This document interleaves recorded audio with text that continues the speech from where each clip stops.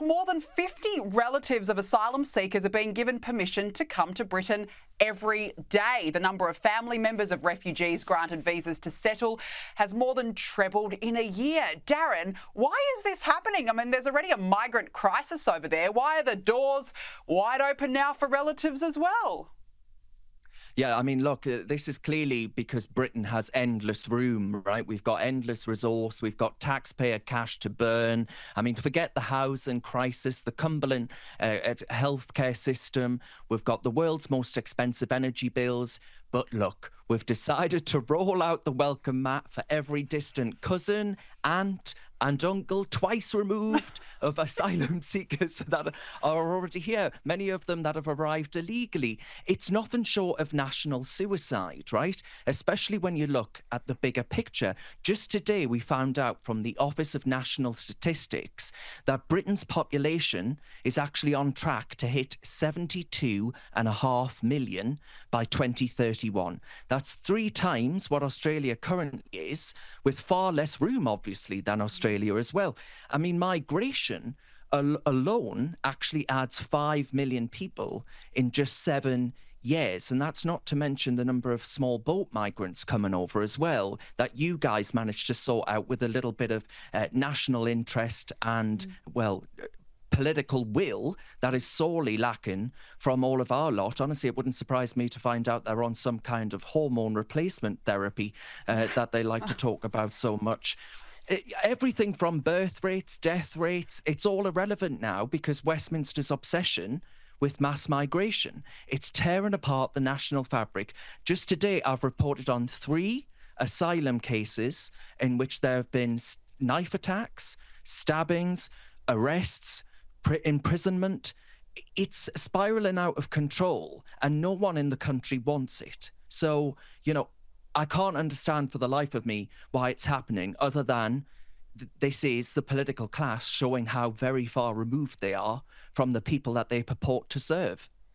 Well, you're right, and it can't go on like this, especially with those population statistics that you just listed out. I mean, where are you going to house all these people? People are under pressure as it is. It's just absolutely extraordinary. Now, Just Stop Oil activists, they're at it again. This time they have interrupted a West End performance of The Tempest in London. The 2 eco-zealots climbed on stage to unfurl an orange banner which said over 1.5 degrees is a global shipwreck. Have a look. Himself upon thy wicked dam, come forth! As wicked you, as ere my mother brushed with raven's feather from unwholesome fen. I'll have to stop the show, ladies and gentlemen, sorry.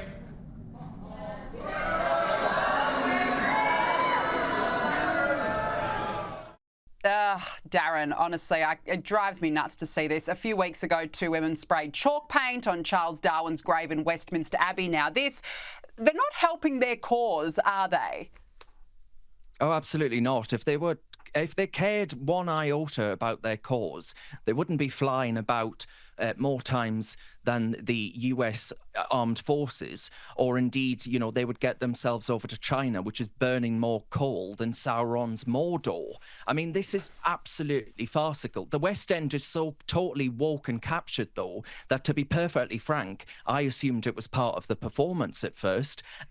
This is about, it isn't about saving the planet. This is about creating chaos. For these kinds of activists, this is about control. They don't want you to have your one measly holiday every single year. They don't want you to have cheap access to food and energy costs. They have it all for themselves, so they can afford to take on the financial burden, many of them in comfortable middle-class positions.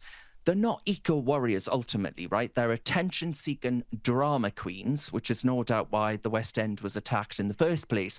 I mean, the irony about screaming about global shipwrecks whilst ruining the performance of a Shakespeare play, the very man who had written a few tomes about shipwrecks himself, it's farcical. And Darwin's grave, as you mentioned, being attacked with this chalk paint. Brilliant idea, eh? These learned middle-class idiots, these privileged prats. This is a man that explained evolution. Well, evolution seems to have stopped pretty short for the families that have given birth to Just Stop Oil idiots. Newsflash, right? You don't further evolution and advancement of human ideas by killing off energy supply and actually showing that you're overgrown toddlers with arts and crafts supplies that look like something that's been done in middle school. They're absurd. And the sooner we laugh them all off as we are right now, the absolute better. Absolutely, or just lock them up, get rid of them. Seriously, just you go to the theatre, Darren, to watch a play, not to be interrupted by absolute lunatics. It really drives me nuts. Now, look, I have to ask you about the Ginger and the Whinger, our favourite twosome, Harry and Meghan. And what a shocking few weeks they've had. Not only were their lives laid bare in that damning Vanity Fair article, they were called out for posing in pictures during the bushfire crisis in LA. Her Netflix series was delayed, and now Darren, her podcast. The podcast is set to be delayed as well. Bummer, I was looking forward to that one, as I'm sure you were too, Darren. Oh, look, I'd taken the time off work already. I'm absolutely gutted. I'm beside myself. Look, I'd been counting down the days until Meghan blessed us with those dulcet tones of hers talking about how hard life is for a jam-making millionaire duchess in Montecito. Look, it's been a rough few weeks for the Ginger, to be fair, though, hasn't it, right? The Vanity Fair spread laid them bare. The Netflix series is in limbo. Prince Harry accepted an undisclosed settlement sum in his apparent crusade against the press for privacy. And now, of course, Meghan's podcast being delayed. Oh, woe is me. I can't bear it. We need to start a GoFundMe or something, honestly. It's probably because, right, she's running out of people to throw under the bus that this podcast has been delayed because it's so painfully boring that they don't know what to put in it. It's a limited series when your entire personality is based around victimhood and victim narratives. And now, of course, we've got the former UK Home Secretary, Suella Braverman, and she's thrown a spanner in the works, hasn't she, by calling on President Trump to release some very important documents. Yes, well, actually, we have that. So, of course, he was allowed entry to the US in 2020, despite having admitted in spare to taking cocaine, marijuana and psychedelic mushrooms. And you're right, this is what Suella Braverman had to say. Have a listen. I think there's a very strong case for President Trump to intervene and to direct the release and disclosure of these documents. The American people should have the right to know what's happened here. Darren, so she wants this to be investigated. Do you think he actually will be deported? Because he'll end up back in the UK.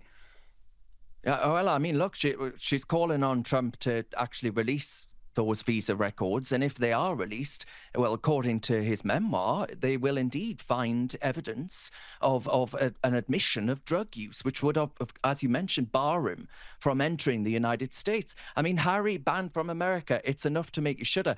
Because I've got the perfect plan for him, though, a decoy. He wouldn't be welcome here, so maybe, we'll ban his entry or something like that.